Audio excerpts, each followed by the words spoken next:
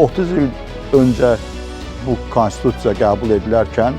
bütün gələcək strateji məsələlər orada öz əksini tapmışdı. Və Ulu Öndərin layiqli davamçısı cənab Prezident İlham Əliyevin də 2003-cü ildən sonra prezidentliyi dövründə konstitusiyanın deməli müddəalarının yerinə yetirilməsi, Azərbaycanda dövlətçiliyin gücləndirilməsi, Azərbaycan iqtisadiyyatının qaldırılması və beynəlxalq imicinin formalaşdırılması istiqamətində cənab Prezident tərəfindən böyük işlər görüldü və bu işlərin məntiqi nəticəsi kimi də 2020-ci ilin sentyabr ayında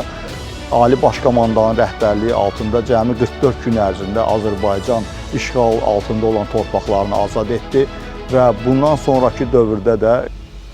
2023-cü ilin sentyabr ayında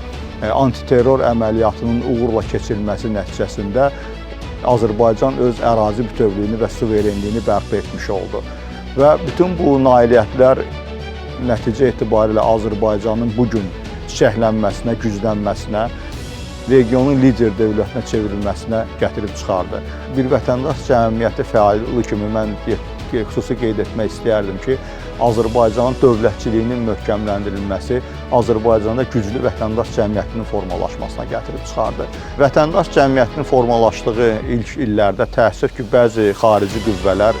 donorlar və digər institutlar vasitəsilə Azərbaycanda vətəndaş cəmiyyətini öz təsiri altında saxlamağa çalışdılar və hətta vətəndaş cəmiyyətini dövlətçiliyə və cəmiyyətə qarşı istifadə etməyə də cəhd etdilər. Amma artıq bugün vətəndaş cəmiyyəti çox güclənir və milli maraqların müdafiə edilməsində daha fəal mövqe bildirir və bu baxımdan Azərbaycanın sağlam vətəndaş cəmiyyəti gələcəkdə də Azərbaycan konstitusiyasının təmin edilməsində və